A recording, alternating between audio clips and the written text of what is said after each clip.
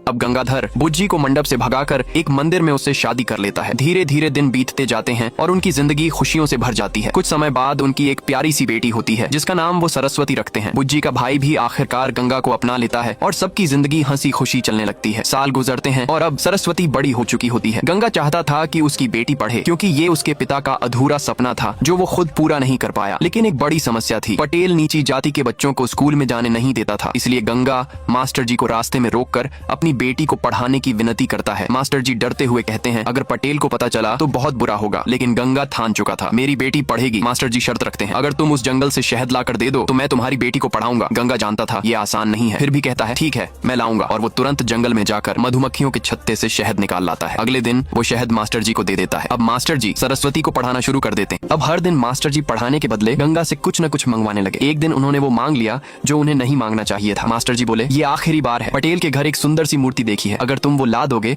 तो फिर मैं तुमसे कुछ भी नहीं मांगूंगा। गंगा सोच में पड़ गया। पटेल के घर चोरी करना मौत को दांव देने जैसा था, मगर बेटी की पढ़ाई के आगे उसे कुछ भी दिखाई नहीं दे रहा था। आखिरकार वो तैयार हो गया। रात होते ही गंगा पटेल के घर चोरी करने पहुंचा, लेकिन किस्मत खराब थी। पटेल ने उसे देख लिया। पटेल बोला मुझे पता है तुम में इतनी हिम्मत नहीं है, जरूर किसी ने तुम्हें उकसाया है। और फिर उसने अपने कुत्तों को गंगा पर छोड़ दिया। गंगा किसी तरह जख्मी हालत में घर पहुंचा। अगले दिन जब उसने मास्टर जी को बताया मैं मूर्ति नहीं ला पाया, तो मास्टर जी ने सख्ती से कहा जब तक मूर्ति नहीं लाओगे मैं तुम्हारी बेटी को नहीं पढ़ाऊंगा। अब पटेल को पता चल चुका था कि गंगा अपनी बेटी को गांव के बाहर पढ़ा रहा है। गंगा को गांव से निकालने के लिए उसने अपने आदमियों से देवी माँ की बकरी चुराने को कहा। रात में जब गंगा गहरी नींद में था उसी वक्त पटेल के आदमी बकरी चुरा ले गए। और जैसे ही गांव वालों को पता चला कि गंगा की रखवाली में देवी माँ की बकरी गायब हो गई है, अब गांव वाले गंगा से कहते हैं हम सब ने उस बकरे की 12 साल तक देखभाल की और तुमने उसे कैसे खो दिया। पूरे गांव वाले गंगा पर भड़क उठते हैं। तभी वहां पटेल आ जाता है। गांव वाले पटेल से कहते हैं गंगा ने माता रानी का बकरा खो दिया है। ये सुनकर पटेल कहता है माता रानी के बकरे को खोने के जुर्म में गंगा के पूरे परिवार को गांव से बाहर निकाला जाता है और अगर मेले से पहले वह बकरा नहीं मिला तो अंजाम बहुत बुरा होगा। तभी गांव वाले कहते हैं मेला भी नजदीक है, गंगा अकेले नहीं ढूंढ पाएगा, हम सब उसकी मदद करेंगे। लेकिन तभी पटेल यह बात सुन लेता है और अपने अंदर देवी आने का नाटक करता है। वह चिल्लाकर कहता है यह देवी का आदेश है, जिसने बकरा खोया है वही उसे ढूंढेगा। इसके बाद गांव वाले गंगा और उसके परिवार को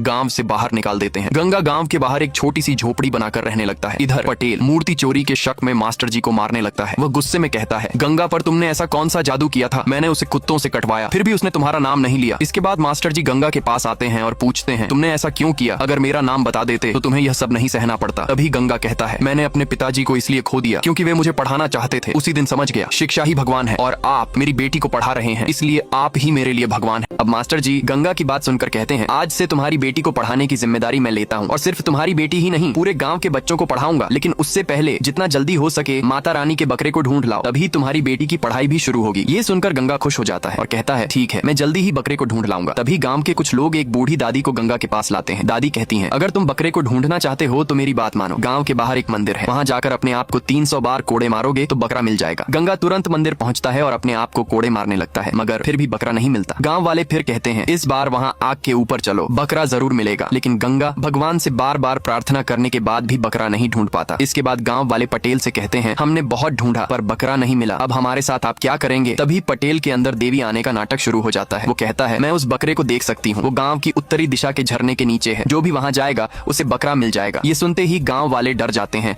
और कहते हैं आज तक जो भी उस झरने के पास गया वो कभी वापस लौट कर नहीं आया। ये सुनते ही गांव वाले गंगा के घर आ जाते हैं और उसे सब कुछ बता देते हैं। गंगा ये सुनकर समझ जाता है ये पटेल की ही कोई चाल है, लेकिन अगर सच में बकरा झरने के नीचे है तो वह अपनी बेटी की पढ़ाई के लिए वहाँ जरूर जाएगा, क्योंकि अब गंगा जान चुका था शिक्षा ही इस गाँव को बचा सकती है। मगर बुज्जी भी समझ गई थी यह पटेल की साजिश है। उसी रात वह अपनी बेटी को लेकर पटेल के घर पहुंचती है और कहती है मैं सब जानती हूँ, जानबूझकर तुम गंगा के साथ ऐसा कर रहे हो, अगर यह चलता रहा तो वह मर जाएगा। मैं तुम्हारी असलियत तभी जान गई थी जब मैं अपनी बेटी की उम्र की थी, और शुक्र मनाओ कि अब तक मैंने अपने पति को यह नहीं बताया कि उसके पिता की हत्या तुमने की थी। एक बार भीमा ने मुझे मारा था और गंगा ने उसे इतना पीटा कि वह हफ्ते भर उठ नहीं पाया। अगर गंगा को सच पता चल गया तो तुम्हारा क्या होगा, सोच भी नहीं सकते। ये सुनकर पटेल गुस्से में आ जाता है और बुज्जी को मारने लगता है। तभी गाँव वाले भी वहाँ पहुंच जाते हैं, लेकिन कोई उसे बचाने की हिम्मत नहीं करता, क्योंकि सब जानते हैं पटेल के खिलाफ जाना मतलब मौत। तभी उसका भाई वहां आ जाता है और एक एक करके सबको पीटने लगता है। वह अपनी बहन को बचाकर वहां से ले जाता है। जब बुज्जी घर पहुंचती है तो गंगा उसे उस हालत में देखकर सन्न रह जाता है। अगले पार्ट के लिए वीडियो को लाइक, चैनल को सब्सक्राइब करके कमेंट में अपना नाम लिखें।